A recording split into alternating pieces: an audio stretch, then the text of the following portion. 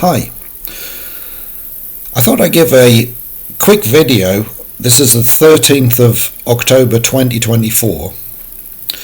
I'm a small site developer and I've got a plot of land in southeast London, in Catford, in jolly old London Borough of Lewisham. And I've come up against an issue which I'm sure a lot of people with small sites and small plots developments have run into since the 2nd of April 2024, and that's for small site developers. For larger site developers, they've been encountering this statutory imposition of Biodiversity Net Gain since 12th of February 2024, but it now encompasses small site developments as well, with the same aims of achieving 10% enhancement or uplift in biodiversity net gain following the completion of your build project, however big it might be.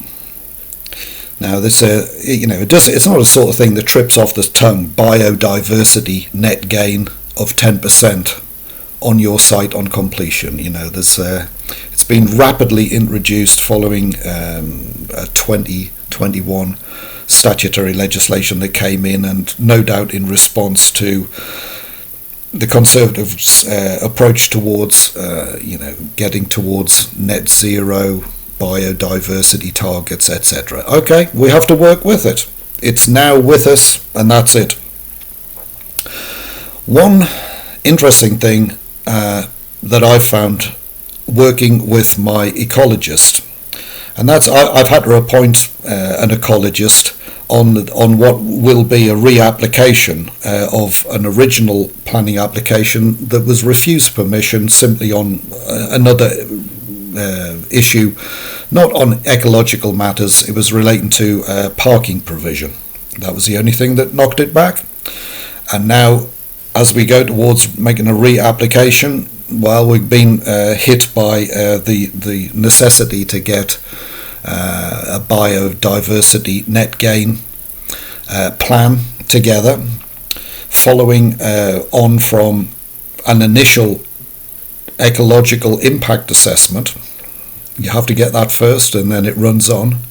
And in our case, I've had to go down that route because my local park, this is the double whammy too with environmental provisions. Wow, my local park is also owned by Lewisham Council. It's a small park, and at some point during 2024, Natural England, who now exercise a huge amount of they wield a lot of clout when it comes to environmental matters. The wind is behind their sails, as it were. Not a problem. Okay, but my local park has been designated with the disastrous, as far as I'm concerned, priority habitat status that covers the whole park. Ouch. As a result of that, anybody who does own a plot of land next to a priority habitat, and priority habitat can be designated for a multitude of different reasons. For example, it might be important marshland next to a coastal scene of beauty. That's fine. In relation to my park, it's been simply designated as a priority habitat because it compromises deciduous woodland, lowland woodland, that's it, which actually covers most parks in England. So, I mean, maybe all parks should be. We won't go down that route. Anyway, my park has been designated with this priority habitat status on the basis that it has deciduous lowland woodland. Okay, no worries. So that means I couldn't even use what's known as Joe Bloom's online provision on Lewisham Planning's portal, and Joe Bloom, I think, is used by all LPAs, which are the planning authorities, local planning authorities, LPAs. And when you fill out a planning application and try to submit it, then you're directed, if you need to deal with this Biodiversity Net Gain plan, you can be offered on the portal wherever you are. I think it's Joe Bloom to go down that route. It'll still cost, and I think it was around about £500 if you can use it. But if you live next to a priority habitat site, wow, they just simply say you need to appoint an ecologist to help you with that provision of the biodiversity. It's just terrible, isn't it, the terminology. Biodiversity Net Gain plan. Have a nice day, in brackets. Anyway, this is now hitting hard definitely on small site development. I mean, it's not easy to find on site, and this is the crux of the matter that I've found. Fortunately, I did find a solution. I'm going to pass it on. If it applies to you, this get out of jail card might help you to overcome what I've overcome.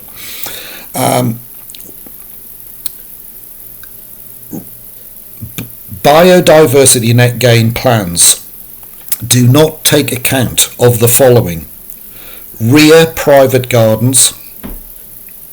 So basically you can eliminate whatever you do to assist biodiversity in your plan there. Forget it.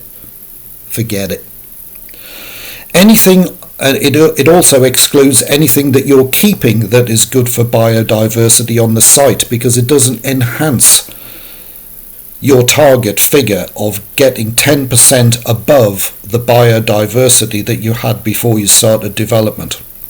So that doesn't assist either. Now, even worse, and this was the almost heart attack moment that my ecologist gave to me, and this is the advice that is the cruncher.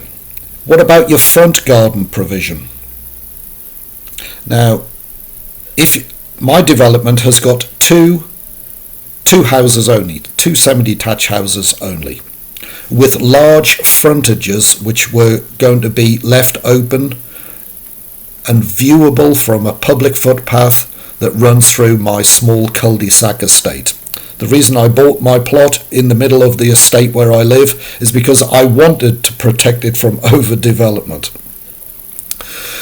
Thank goodness I've got that large frontage areas, and I was just going to leave them, just open so that it just looks the same as before. Just large frontages, about 25 meters long. They'll be the longest frontages or front. But he said, oh gosh, if they're going to be classified as private front gardens by the council, by the LPA, then they won't count towards anything that you want to enhance in your biodiversity net plan either. So, wow, that means that you're not left with much. In fact, I'm left with nothing. I would have been left with nothing to lift up my site, small site, by the 10% in addition to what I had, which is just a mown grass entire site apart from one large sycamore tree and a few peripheral shrubs that fortunately I don't have to remove in order to build what I'm building. So they're going to stay. The tree and the bushes are staying on the edge, but they don't count towards 10% uplift.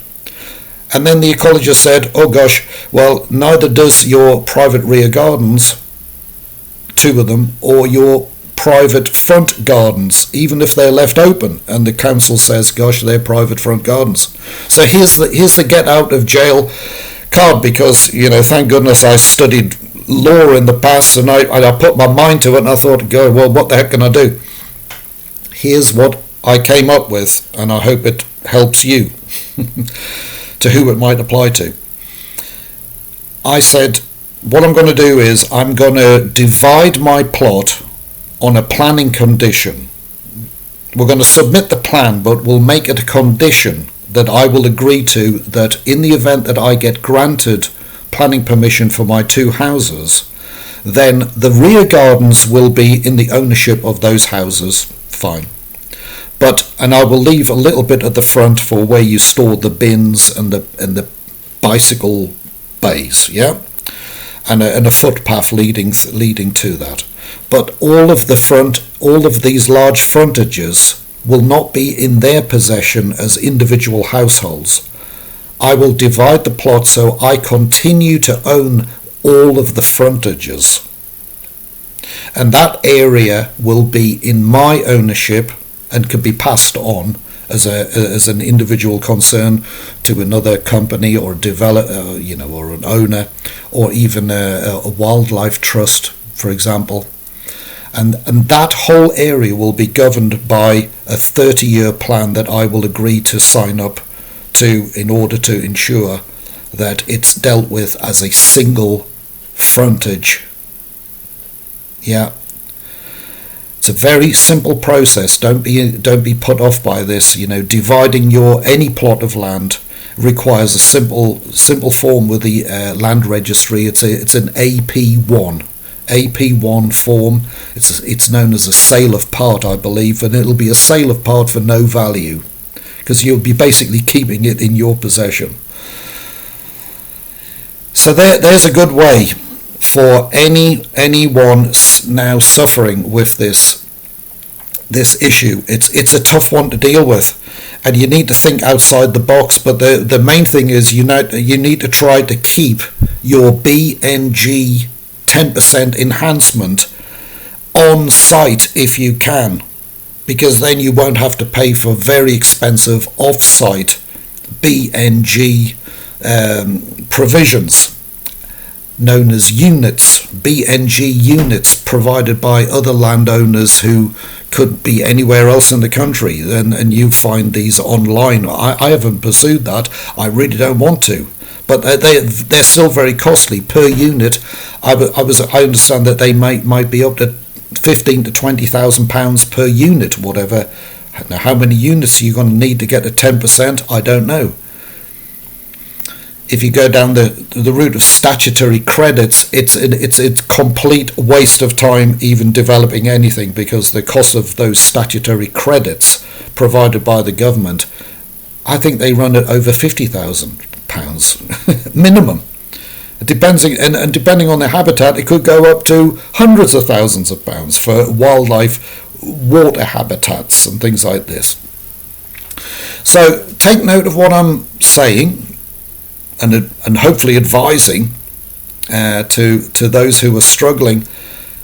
Divide and keep and retain the frontages of any development you are proposing, and hopefully that gives you enough space in order to create a single plan that will be monitored and managed by you as the developer going forward.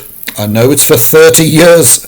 It is a huge commitment. But what I've said to my ecologist, I said, well, who will pay for it? I said, I will build in, and this is another cruncher, I will build in to the ownership title, land registry title documents for the new 2 houses that each new occupant will pay a yearly fee to me in order to manage this site, and that's the benefit. That's the only upscale that you get as a developer in order to get yourself over the line. I mean, you could just get a contractor in to manage this. I mean, it's going to be low management, isn't it? To deal with and trimming hedges, 2 to 3 times a year. It's going to be minimal stuff. So I mean, maybe you make a bit of cash out of this one. Who knows? There is a way forward. You just have to think outside the box in order to make sure that what's inside your red line box boundary counts towards BNG. So in summary, I'm sorry this is a long video, it's the first time I've ever uploaded anything onto YouTube or anywhere else, so I'm doing my best. Remember that private rear gardens don't count for anything for your BNG calculation on any matrix or whatever they call it. Remember that private front gardens is a matter of discretion on behalf of any LPA council planning team. That's an incredible thing, isn't it? I mean, how bizarre is that each council is allowed a discretion on this one, so that you don't know where you are with this, so you have to think outside the box. Anything that remains on site that you don't cut down, like a tree or a shrub or some important habitat, even if you keep it, that's not included in your scoring either to get a 10% enhancement, because what you've already got doesn't enhance doesn't enhance things. Dividing your plot as a planning condition is possibly the best get out of jail card advice that I can give to anybody in the same position that I found myself in. And you just have to take on that responsibility and sign up clearly to a covenant with the council, and then the ball rolls on from there. But hopefully you've got enough space out the front. You do need quite a bit of space out the front to plant hedging, new shrubs, wildflower meadows, rewilding. It's the rewilding fiasco that we all have to go through. I mean, we're being punished now for years of planning fiascos. It really is. And okay, and a lot of people are going to suffer because small sites, if you've got no front gardens at all, well, this advice is no good to you. You're going to have to buy units or credits. There's no way out of it. You live next door to a busy main road, hard up against that, you got no chance. Anyway, best of luck. Sorry for the long video, and best of luck to you.